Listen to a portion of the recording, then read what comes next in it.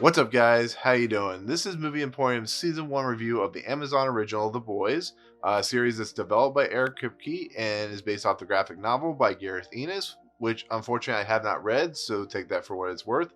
And it is basically about a world where superheroes not only exist, but they are exploited in a Marvel slash DC style universe where they are used for property and they are used to like gain audience and attention.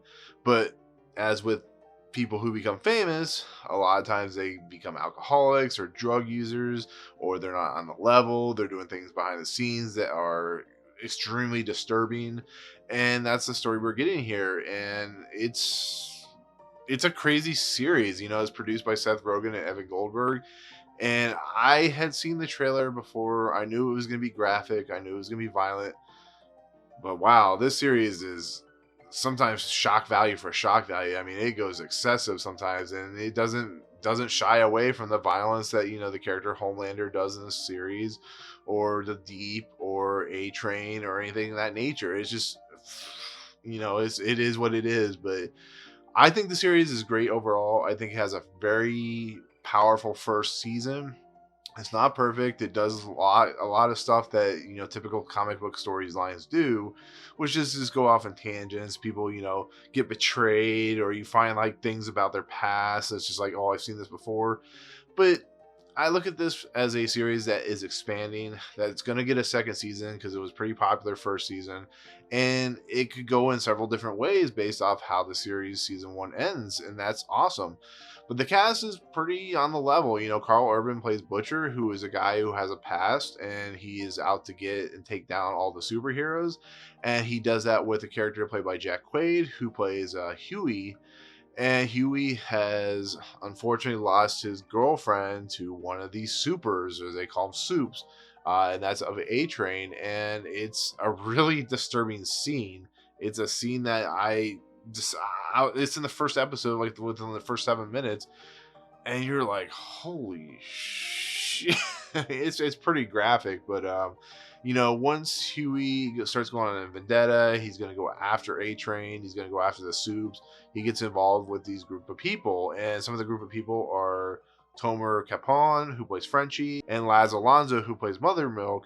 And they're basically like the anti-hero. They're the people who want to keep the soups in check.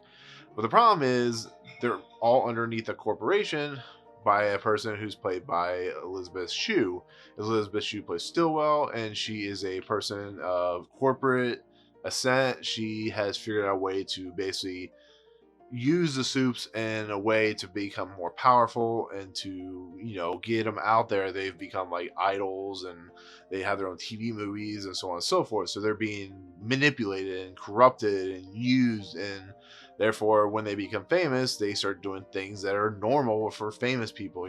Like for instance, the character The Deep, he has a lot of issues. He does something really stupid in this series, and he pays the price for it. And then A Train, of course, he's a drug-addled superhero that can go fast. He's played by Jessee Usher, and he's also a fascinating character because, like I say, he's a drug user. And then, of course, you have Dominique McElligott, who plays Maeve, and Maeve is kind of like a Wonder Woman character, but she actually has the most emotional range because she is out there to make money, but she has a lot of doubts with how the process is being used against her and with her.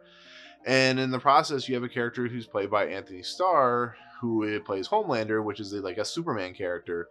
And he's a character who is the guy that everybody loves. He's the man of steel, the American spirit, but he has a dark side to him. He's a guy that not only does things that aren't on the level, but he is very, with an iron fist, taking control of all the soups. And his character has an interesting arc and how it plays out and so on and so forth. Well, the character that gets introduced into what is called the Seven, which is like the Justice League of this series, is a character played by Erin Moriarty, who plays Annie, or Starlight, whichever character you want to call her by. And she's a very honest character. She's a character that wants to help people, and she has a power that she can kind of like use electricity to bolt people out of the way and stuff like that, and to destroy electronics and whatnot. And she starts to get involved with the Seven, and starts to everything starts to use her, and then she starts to see the underlying problems. But she wants to be famous, and because of her mom, who's played by Ann Cusack, she is just pushed forward into places she doesn't want to go. And she starts to develop a relationship with Huey, which makes her turn into a conflicted character who wants to do good but wants to appease everyone. And Huey, because he's with this other group, the anti-heroes, the boys, he is kind of using her, which is a problem because he actually really likes her and he's kind of falling for her. But because of what the seven are doing, how they're acting, it's causing conflict and problems and so on and so forth. And this story just goes completely full tilt insane. There's a lot of moving parts going on in this, between characters that, Karl Urban and his group, and then the seven and their group, and in the middle you have all these characters. And it's a fun story. It's an interesting story. It's a darkly told story, and I just kind of love it for that. It's super violent. It has a lot of nudity, a lot of graphic language. When things happen, when Homelander, gets involved with things are gonna get gross and disturbing and disgusting. And when you see Maeve and you see all these characters, this is like The Watchmen, but if it went more disturbing, I guess you could say. And like I said, I think the standouts are Karl Urban and Jack Quaid and Anthony Starr. I think they're the standouts of the series because they're the three characters that you're most focused on throughout the series. Yeah, you get, of course, Erin Moriarty, who's also kind of is also like a main character because you get the two together. But it's just, I love it. I love the dynamic of having, Karl Urban's character, who has such a disturbing past as well, trying to go up against a guy like Homelander, who is like basically invincible, it can never be killed. And then when they finally face off at the end of the series, or at least season 1, it's a fascinating thing because it involves so much back history with the two characters. These are two characters that think one thing, and then when stuff is revealed, it completely folds in on itself. And that's pretty impressive, to kind of just take a superhero story and just kind of like mesh it into this weird dichotomy of cool characters. I give it credit to Eric Kripke and the cast and crew. It's really interesting. And the fact that you had Dan Trachtenberg, who directed the pilot, who's known for doing stuff like 10 Cloverfield Lane and Black Mirror. He knows how to shape characters and story, because when you first meet these characters in the first episode, you think of them differently and interestingly. Homelander has a different set of rules when you first see him than when you find out what he truly is. And I like that. I like the idea behind that. And I love I just kind of love this series. I think it's a great, fun, interesting take on the superhero genre. And in the process of this story that I think kind of gets pushed by the wayside but has a very interesting motive is when the boys go after this character called the Female, and it's played by Karen Fukuhara. And she is kind of a character kind of like what you've seen in Logan with the young girl, where she's kind of feral and she kind of has these crazy powers, but they are trying to protect her from this group because basically the seven are trying to hide the fact of this thing called Compound 5, and this girl has the key to what Compound 5 is. But then like I said, she gets kind of thrown by the wayside just because of normal character. But that's the other thing that we get involved with, is this thing called Compound 5. And Compound 5, I'm trying not to go into too many spoilers because I really want people to watch this show. But Compound 5 plays a major role into what the superheroes are, why they are, and who they are. And it's a very interesting take on the superhero lore, I guess you could say, because everything that you think is not necessarily what it seems. You always think of like people and characters that come from different places and planets and so on and so forth, but that's not what we're getting here. And I just find that interesting. I find what Elisabeth Shue is doing in Stillwell just very juicy, and she's chewing a lot of scenery, and she's just having a lot of fun. I think she's having the most fun out of all the characters.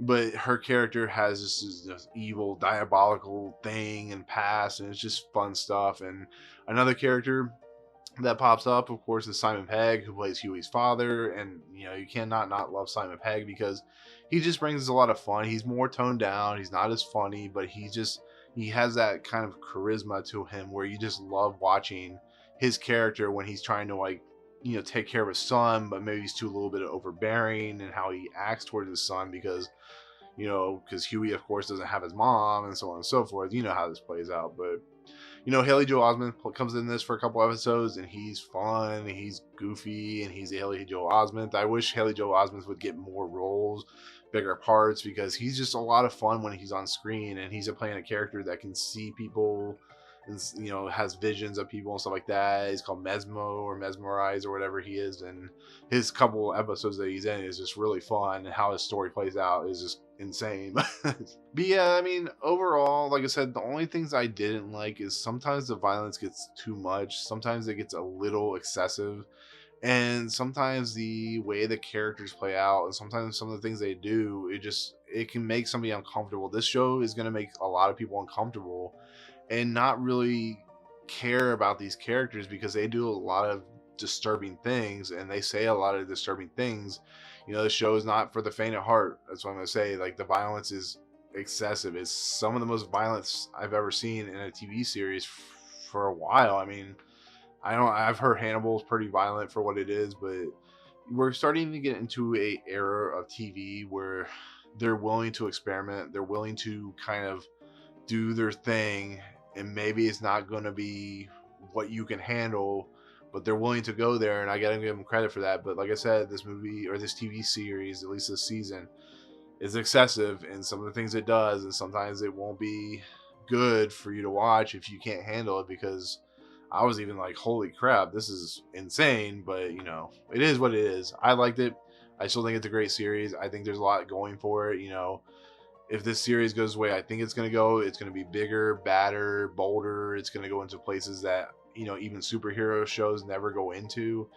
And it'll be a lot of fun. And it's on Amazon Prime. So, they're going to go farther and deeper and darker, which is what I hope for. So, but that's it. That's going to be my take on season 1 of The Boys. Like I said, it's definitely a recommend if you can handle it. But if you can't, totally understand. But yeah, like I always say, hit the subscribe button, hit that notification bell at the top, and comment below on any of these videos. And tell me what you think of season 1 of The Boys when you watch it. I'd be interested to know. But otherwise, I'll see you guys on the next video. Peace out. What's up, guys? Thank you so much for checking out Movie Emporium. I really appreciate it. If you want to, go ahead and hit the subscribe button. Hit the notification button and the bell at the top. Find out what's coming next for Movie Emporium. Also, check out these 2 videos. They're amazing. I think they're awesome. I think you'll enjoy them too. But otherwise, thank you so much for watching, guys. We'll see you next time.